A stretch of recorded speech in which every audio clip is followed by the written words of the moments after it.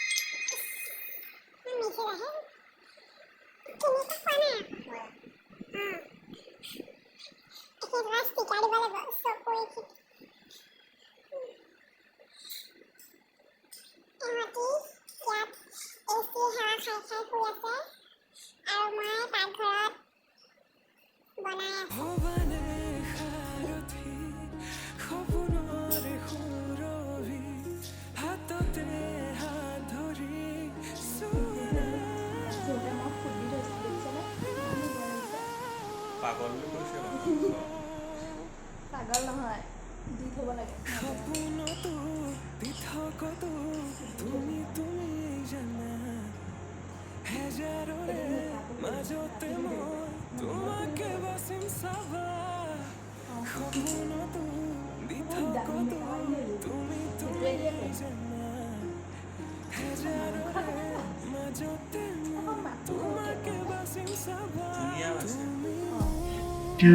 মিনিটৰ পিছত আমাৰ গুণু শুই উঠিলে আৰু মোবাইল চাই আছে আৰু লগতে খাই আছে ভাত সুধি আহিলে আৰু এয়া ভাত খাই আছে এয়া হ'ল গাহৰি কেনেকুৱা হৈছে খাই দেখুৱাব লাগিব এনেকৈ অঁ আৰু দাইল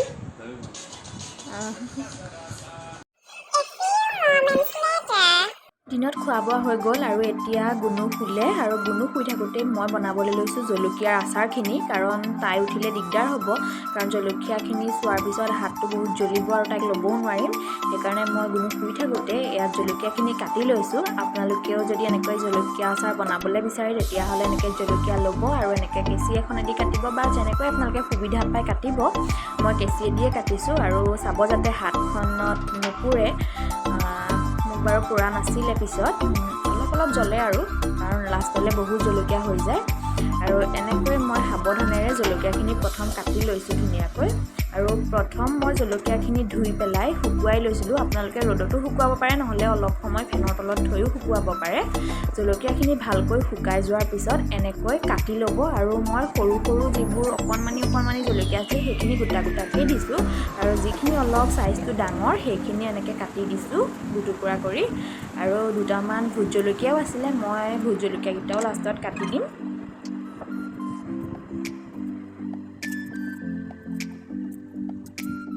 এয়া দেখিছেনে মোৰ সকলোখিনি জলকীয়া কাটি হৈ গ'ল আৰু এয়া মই এটা বাচনত লৈ লৈছোঁ আৰু আনফালে লৈছোঁ মই সৰিয়হ আৰু সৰিয়হখিনি মই অলপ সময়ৰ কাৰণে ভিনেগাৰ দি তিয়াই থৈছিলোঁ আৰু এতিয়া এইখিনি মই পেষ্ট বনাই ল'ম পেষ্টটো মই বেছি গুড়ি নকৰোঁ অলপ গোটা গোটাকৈ থ'ম আচাৰ অলপ গোটা গোটাকৈ থ'লে ভাল হয় আৰু এয়া হৈ গ'ল আচাৰ বনাবলৈ ৰেডি আৰু এতিয়া মই ইয়াত দিম জোখ অনুসাৰে নিমখ আৰু অলপমান হালধি আপোনালোকে জোখটো নিজৰ অনুসাৰে চাই ল'ব জলকীয়াৰ পৰিমাণটো চাই ল'ব আৰু তাৰপিছত এইকেইটা দিব আৰু নিমখ আৰু হালধি দিলেই হৈ যাব আৰু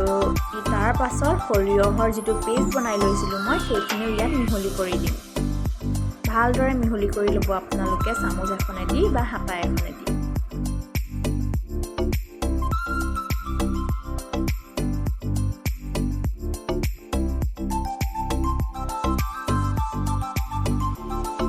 দেখিছেনে মই সকলোখিনি সৰিয়হ এনেকৈ জলকীয়াখিনি দি লৈছোঁ যাতে অলপো সৰিয়হ নষ্ট নহয় আৰু সকলোবোৰ সৰিয়হ যাতে জলকীয়াখিনিত সোমাই যায় তেনেদৰে আপোনালোকে অলপ সময় মিহলাই দিব অলপ মিহলাওঁতে টাইম লাগে বাৰু এনেকৈ ভালদৰে মিহলাই ল'ব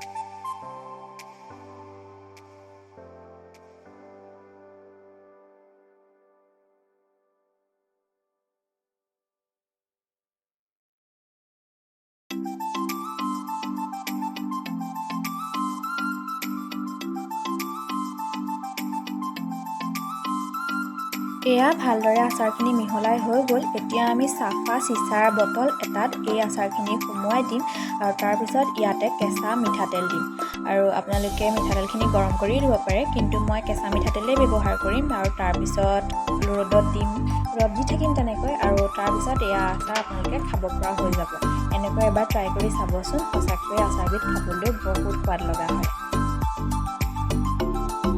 মই বিশেষ আচাৰ বনাব নাজানো কিন্তু এইবিধ আচাৰ মই ইউটিউবত দেখিছিলোঁ আৰু এইবাৰ ফাৰ্ষ্ট ট্ৰাই কৰিলোঁ আৰু সঁচাকৈ ভাল হৈছে আৰু আপোনালোকেও ট্ৰাই কৰিব বুলি আশা কৰিলোঁ আৰু এয়া চববোৰ ধুনীয়াকৈ চুচি বাচি একেবাৰে মুখলৈকে ভৰাই দিছোঁ আৰু তাৰপিছত তেল দি দিম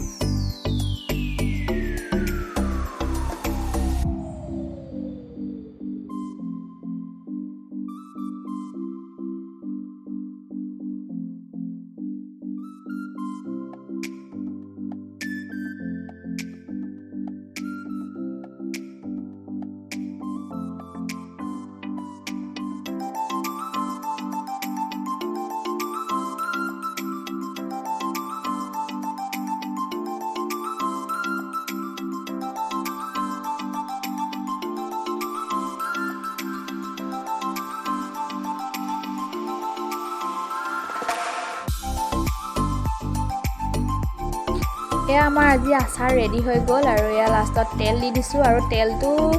জলকীয়াখিনি সোমাই গৈ থাকিব আৰু তাৰপিছত জলকীয়াখিনি তললৈ দবিও গৈ থাকিব এতিয়া পূৰা ফুল হৈ আছে আকৌ কেইদিনমানৰ পিছত দেখিম আধাহে আছেগৈ কাৰণ জলকীয়াখিনি কোমল হৈ যায় যে আৰু আজি আমাৰ কেমেৰামেন অমৰ বৰা আৰু দেখিছেনে কেনেকৈ ওচৰৰ পৰা আঁতৰৰ পৰা কেনেকৈ কেমেৰা কৰিছে আৰু কৈ আছে মোক অলপ এডভাৰটাইজ কৰি দিবলৈ সেইকাৰণে বটলটো পূৰা টাইটকৈ মাৰি লৈ মই অলপ এডভাৰটাইজ কৰি দিছোঁ ঠিক আছে তেতিয়াহ'লে আজি ভিডিঅ'টো ইমানতে সমাপ্ত কৰিছোঁ যদি চাই ভাল পায় লাইক কমেণ্ট কৰিব আৰু যদি প্ৰথমবাৰ চাইছে ছাবস্ক্ৰাইব কৰি দিব আৰু আজিৰ দিনটো এনেকৈ পাৰ কৰিলোঁ